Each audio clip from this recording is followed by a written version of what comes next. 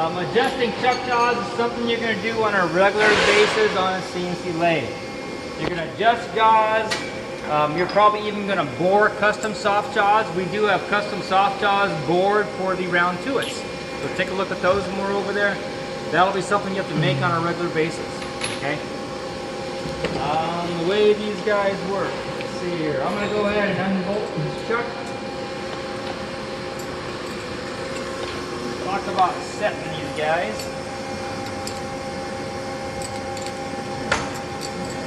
Alright, these are what's called hard jaws. Okay? So, I don't want to bring them all off or not. I'll take them all off. I'll take them all off and show you how to set them. Because it is an important procedure.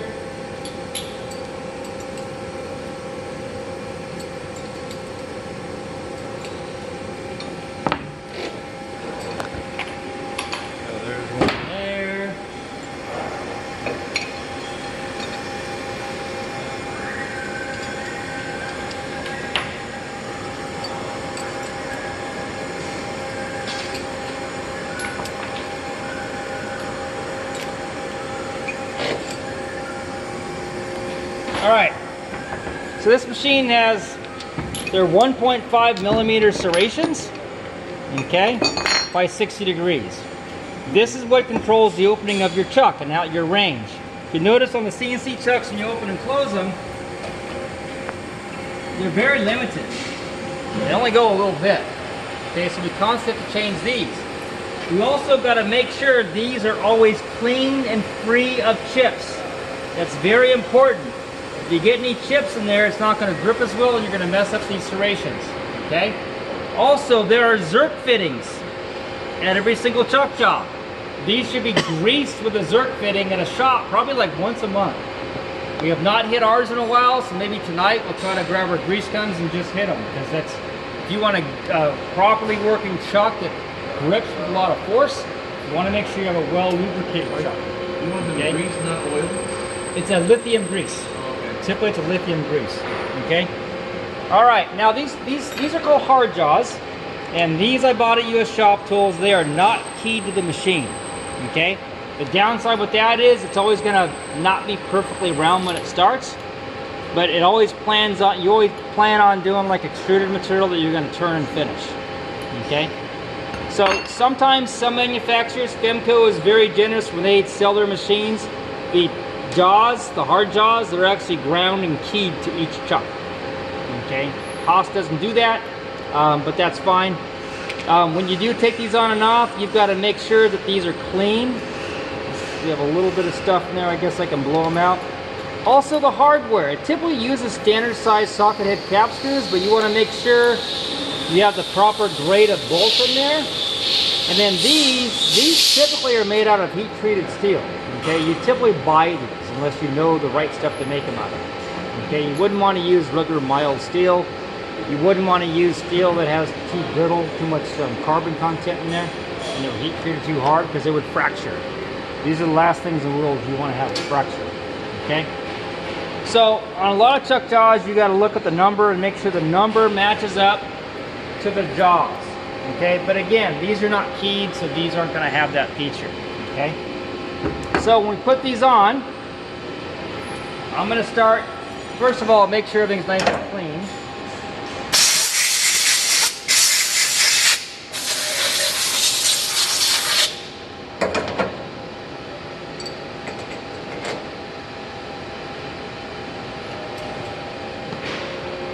When I put them on, I'm going to just tighten the back bolt, okay? Now when you do chuck jaws, this is a really important procedure. Let's say, for example, I got a phone call or something and I got distracted, okay? The last thing I want to do is put in 3 chuck jaws and have them all just finger tight like that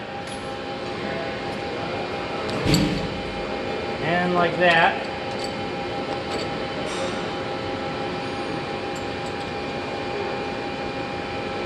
And then go get a phone call and get distracted. And then maybe I get busy. And maybe this machine sits here. And then the guy in the second shift comes to work. And he thinks it's ready to go. Okay? So this is a procedure that if it's lunch break, and you get interrupted by it, before you even go out for lunch, you take every single chuck jaw off and you put it on the bench. You make 100% sure that the next guy knows he has to set these. Because if we launch one of these guys, somebody could die. Okay? It's that serious. So it's really important to make sure this job gets done 100%. If you can't get it done 100%, take the chuck jaws off and set them on the bench or on top of the machine. Do not leave this job halfway done. Okay? That's crucial. Alright, so I'm putting these guys on there. I'm going to put this one on there. Now the first thing I might want to check. Now what I don't want to do is just put a piece of bar on there and clamp it. Because first of all, my bolts aren't even tight. Okay? So I'm going to do some damage to it. Okay?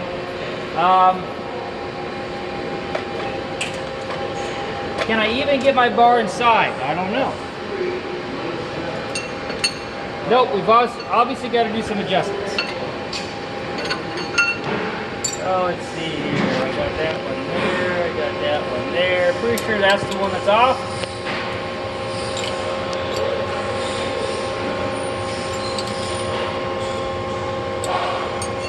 Alright, now I can get my bar inside. Again, I'm not going to clamp on the bar because I will do damage when the bolts are not tight. Is it down tight enough the bar is going to fit in? It is.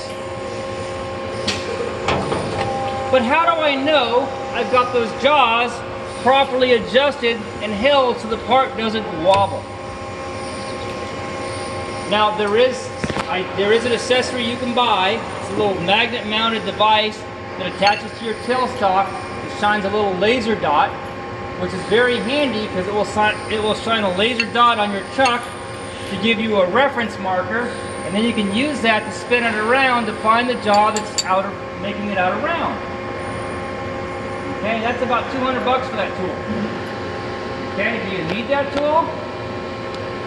You have a whole bunch of reference points sitting right there in your turret called tools, cutting tools, right? So here, watch this. So I'm going to go ahead to the turret. I'm going to pick, I want to pick tool 2 because it's a nice pointy tool.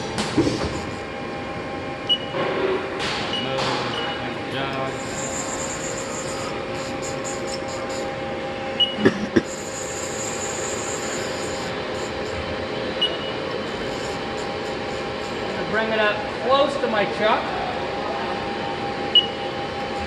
And I bring it down so it matches up about to where my chuck jaw is. And I'm just going to feel with my finger. Does that line up? Yes. Does that line up about where the other one was? Yes. Does this one line up? Ooh, no. It's down too far. So that's a clear indication that I have this jaw off by 1 notch. See that? I don't know if you can see it in the video or not, but you can feel your finger. Right about there feels good. That one feels good. But this one, it's a bigger gap. So this jaw needs to go in 1 notch to be equal to the other ones. And I did that just by using the tool as a reference. Okay? So now I'm going to back off my... And again, always move slowly first when you're moving around, especially when you're this close to a chuck. It's extremely easy to make a mistake and go the wrong way, especially when you guys are just learning how to do this. Okay, I've done this a lot.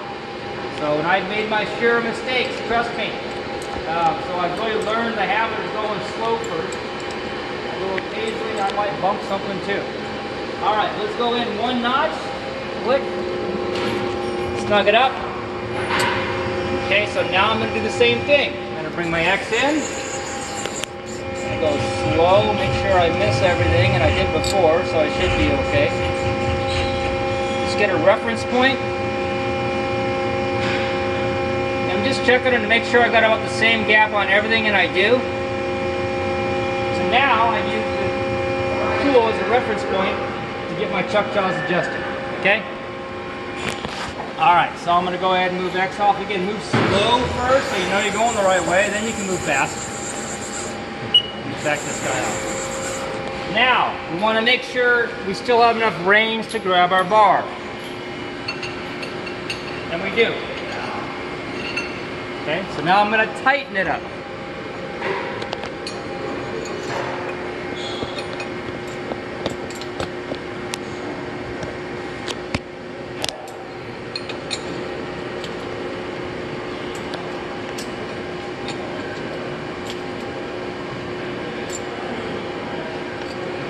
Now there are torque specifications for these chuck jaws. Typically most people just tighten them up without over tightening them. Very important not to over tighten these, because when you over tighten the socket head's cap screw, the head pops off. If the head pops off, what do you think happens to your chuck jaw? That's what it pops off too. Yes sir.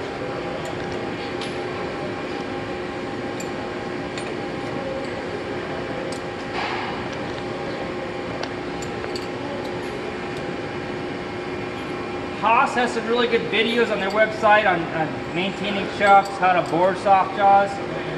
We have some of the same exact soft jaw boring tools that they use in their videos. They do use a torque wrench when they do this procedure, although I have yet to see anybody ever at a shop do that. All right, so we got them all on tight, okay? I'm still not done doing some basic chucking here. All right, so I'll take my bar. This bar is just short enough I can squeeze in from this side.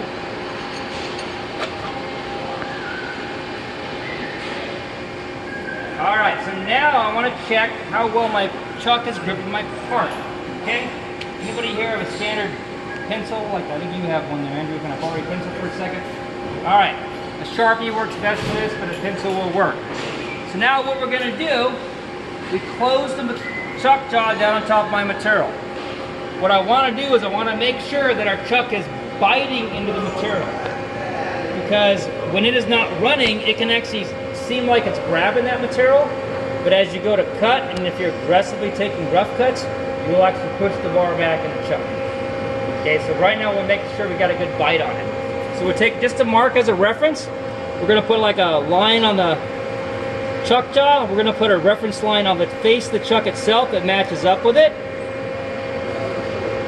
Then we're going to take the bar out, and we're going to close it. And what we want to make sure is those lines cross over. And they do. Okay? So we're just making sure we got a good bite. Okay, because I've had it happen. I set up machines, thought I had a good bite on it, it was gripping it, and then when I'm aggressively production machining and pushing chips, it's actually pushing it back in the chuck. You want to see the little bite marks in it? You may see them depending upon how tight you have it. I don't know what happened to this one. That's interesting. The chuck also, the Haas, we have a hydraulic pressure. You can adjust the pressure. Okay. This machine, it's kind of hard to get to because it's in the back corner. We have it set pretty tight. But if you were in a shop, you want to be able to get to that easily, because if you have like hollow tube you're cutting, if you're gripping it too hard, you're going to crush it. Okay. There's been plenty of parts where I've done the inside first and I've had to flip them, back the pressure off, and cut the outside while hanging on to features where it might egg shape apart. So sometimes we got to turn that chuck presser down. This one we have it up pretty tight and we just leave it that way. All right, it's back.